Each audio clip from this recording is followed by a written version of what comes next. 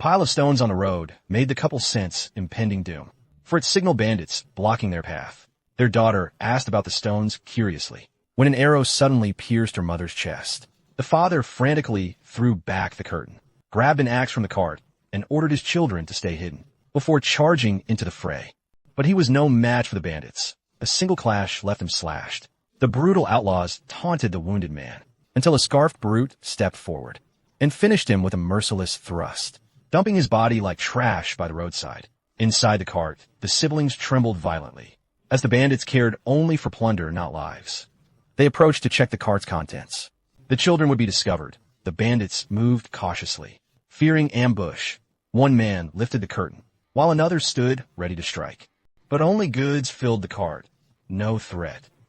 They plundered the spoils with satisfaction. Unaware, the siblings clung beneath the wagon, gripping a rope and barely holding on. Moments later, the boy lost his grip and tumbled down. Bandits seized him, dragging the boy to his death. The girl lunged at them, abandoning stealth. Though overpowered, she succeeded in turning their blades toward herself. Tell your brother to run, as far as he can. The bandits didn't rush to... The first arrow whistled past him, and the boy kept running further away. But the second arrow struck true, hitting him squarely in the back. Her brother stumbled a few steps before collapsing, and the one who fired that arrow, none other than their leader, Dagmar.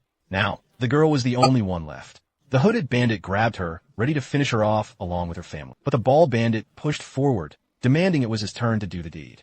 The hooded man just grunted and shoved the girl towards him. The bald man raised a cookery knife and thrust it down.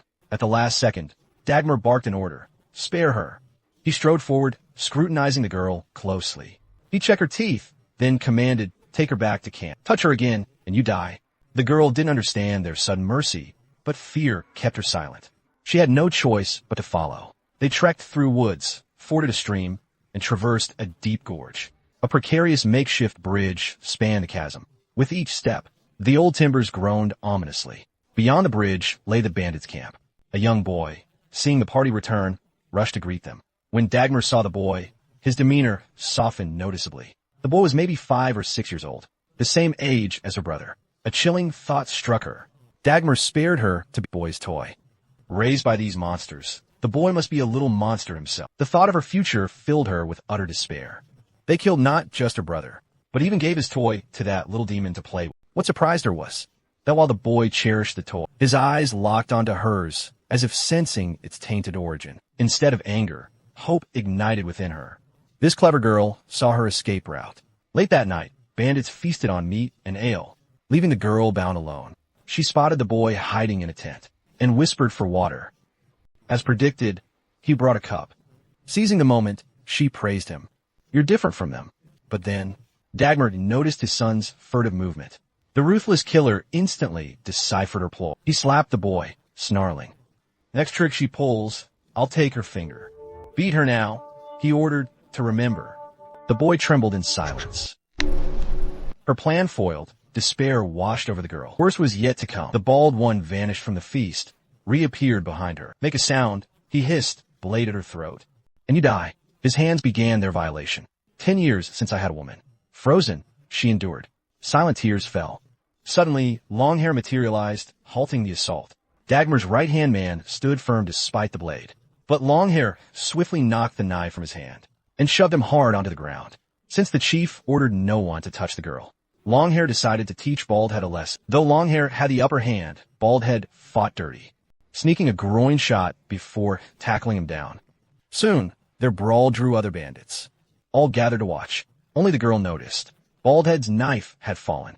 She quickly slid it toward herself with her foot, but the boy spotted it. Meanwhile, their duel intensified. Longhair, caught off guard, took another cheap shot and got locked in a guillotine choke. As Longhair neared unconsciousness, the chief pulled them apart, angering Baldhead, who drew his knife for another sneak attack. But the chief knew his stuff. One move floored him. Turning, he caught the children acting suspiciously. Spotting the knife, he suspected the girl's scheming. Yet again, he ordered his son, cut 2 fingers off her at dawn. Before dawn next day, the boy came with a knife, as his mother instructed. Ignoring her pleading eyes, he approached. Bracing for pain, the girl clenched her teeth. Then came a cutting sound behind her. But strangely, she felt nothing. The boy hadn't cut her fingers, but cut her ropes instead, completely unexpected. Then he signaled. The boy kept silent and guided her out of the camp. The bandits were dead drunk from last night's revelry, and now lay in a deep stupor. Tiptoeing cautiously, the children slipped away, terrified of rousing the sleepers, though puzzled by the boy's rescue. She had no time to question it and plunged into the woods. But a snapped branch betrayed them, waking a bandit. "Get up, now!" Instantly, all bandits awoke, realizing the girl had escaped. They snatched weapons and stormed into the forest. Knowing escape required crossing the ravine, they raced to the wooden bridge. But the children weren't fools. They hid behind cover, waiting until the bandits left to search elsewhere. Then they doubled back to the bridge. When the bandits realized belatedly, the pair had already reached the far side. As the lead bandit charged onto the bridge, the girl stomped hard on the trunk end. When he lunged closer, she kicked with all her might. The bridge splintered. He grabbed at the timber, but slipped into the abyss. Other bandits knocked arrows to avenge him, but their chief halted them abruptly. As the boy shielded the girl, the chief faced a dilemma, pressing forward. Men condemning his own son to life on the run will keep following them to burn, kill, and loot, adding to their list of crimes. In the end, the little boy chose to leave, vanished into the woods without looking back. Seeing his son's stubbornness, the leader decided to cross through the canyon to bring his son back. The little girl was left to them. The bald one was overjoyed at the news, while others were breathless from trekking through mountains and rivers. The bald one mustered all his strength and caught up with the two children. As they were about to fall into his clutches, the quick-witted children threw their clothes onto a nearby rock to distract the bald man, then hid behind another rock, waiting to ambush him. To his surprise, the bald man fell for the trap so easily. Just as he moved to strike, he found only a heap of clothes. While he was stunned, the girl stealthily appeared behind him with a wooden stick. Ha ha ha ha ha. Just then, the bald man snapped back to reality and dodged the girl's attack. He hadn't expected such cunning from the little girl, but this suited his taste perfectly. He planted his knife in the ground and eagerly taunted, "Bring it on." When the girl charged, he tackled her, slamming her to the ground. This moment he'd long anticipated. Just as he prepared to the boy rushed up and wrenched the Nepalese kukri from the earth. The bald man's combat instincts kicked in. He instantly sensed danger behind him. Whirling around, he roared, startling the boy back. But in that split second, the girl grabbed a stone and smashed it into his skull, causing blood to gush forth. When the other robbers caught up, they found only a lifeless body. The two children had vanished without a trace. After traveling a long time, they finally spotted a house in the distance. Despair turned to hope as they entered, but they found the interior blanketed in dust, clearly abandoned long ago. With the wilderness night bitterly cold, they lit a fire and settled in for the night. That night, the girl awoke from a nightmare, only to hear footsteps approaching. Outside the house, she roused the boy and hid with him beneath a nearby cabinet. Soon after, a man entered. He paced the room, seeming to search for something. The children trembled in hiding, terrified of discovery. Only when his footsteps faded did they emerge.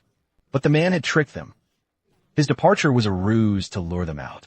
As soon as they appeared, he doubled back, revealing a fierce bearded man. Though terrified, the children weren't harmed. Instead, he offered them shelter. This was his home. Hearing their story, he warned that Dagmar was a fearsome warlord none dare cross. Years ago, when plague struck, villagers blamed Dagmar as a witch who'd cast the curse. They snatched her child and threw him into the river, then bound Dagmar and threw her in after. When they hauled up the rope to check if she drowned, Dagmar had vanished. It turns out this vicious bandit leader has such a tragic past. The next day, the girl saw Bearded Man sharpening his blade. She asked him for hunting techniques. Then she realized why the boy was willing to follow him. The boy wasn't actually Dagmar's biological son, just when they thought this peaceful life would last. The bandits had already tracked them down unnoticed. As the three chatted over breakfast, Dagmar sneaked toward the cabin. They took combat positions.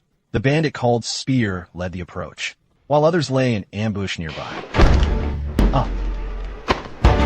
But Bearded Man was no ordinary man. He seized the bandit called Spear by surprise, using him as a shield. This left no opening for ambush. Since Spear was Dagmar's right-hand man, the bandits retreated under Bearded Man's threat. He promised to spare Spear if they left the area. But would Dagmar ever accept such terms? Instead of retreating, he raised his crossbow and fired an arrow at Spear. With his leverage gone, Bearded Man lost bargaining power An arrow struck him, and he stumbled back inside, bolting the door before they could rush in. He braced against it, buying time for the children to flee. Bandits axed the door down and stormed in. Overpowered by multiple attackers, Bearded Man fell to Dagmar's sword. The children didn't get far before the bandits caught up, driving them to the cliff's edge with nowhere left to run. The leader ordered his 2 men to lay down their weapons, placing his own crossbow on the ground. He even knelt, begging the boy to return to him. After sweet talk, the boy finally returned to Dagmar's arms. But the girl was doomed. Moments ago, he'd promised to spare her, only to break his word now. Seeing their true nature, she didn't wait for their arrows. She leaped from the cliff herself, plunging into the raging waterfall dozens of meters below. The boy rejoined the bandits, and the leader treated him like a son without reproach. Days later, a bandit on watch sensed something odd. Feeling watched, he followed rustling sounds, deeper into the woods. When he turned, a figure emerged from shadows, giving chase as it fled through the trees. To his shock, the cliff-jumping girl alive. As he lunged for the kill, she snatched a spear, impaling him before he could dodge. The blade pierced clean through. The bearded one's bear hunting technique now served her well. One bandit down, she targeted the next. All must die to avenge Bearded and her brother, luring another into the forest with same tactics. As he closed in, she halted abruptly, swung around, knocked an arrow, and fired. Her first shot missed, novice archer's error, yet she calmly reloaded as he charged. The second arrow struck true through his chest, just as he killed his own mother. After eliminating Dagmar's last 2 henchmen, the girl turned her focus to the bandit leader. She lured him out as well. Ambushing him, she knocked his crossbow loose, sending it tumbling into the creek. Then, the 2 engaged in a brutal duel by the river. But Dagmar became leader for a reason. The girl couldn't get near him. Instead, Dagmar slashed her repeatedly with his dagger, then forced her underwater. She was drowning. Suddenly, the boy's voice rang out behind him. "Mom." For the first time in 30 years, someone called her mother. Dagmar froze, overwhelmed with emotion, forgetting the life-or-death struggle. Seizing the moment, the girl grabbed the sunken crossbow and shot an arrow into Dagmar's back. Seeing her attacker, Dagmar realized she'd been deceived by both. Her earlier joy was just she collapsed into the water and died bitterly. Having avenged her family and the bearded man, they finally left their fearful existence behind for a peaceful, ordinary life.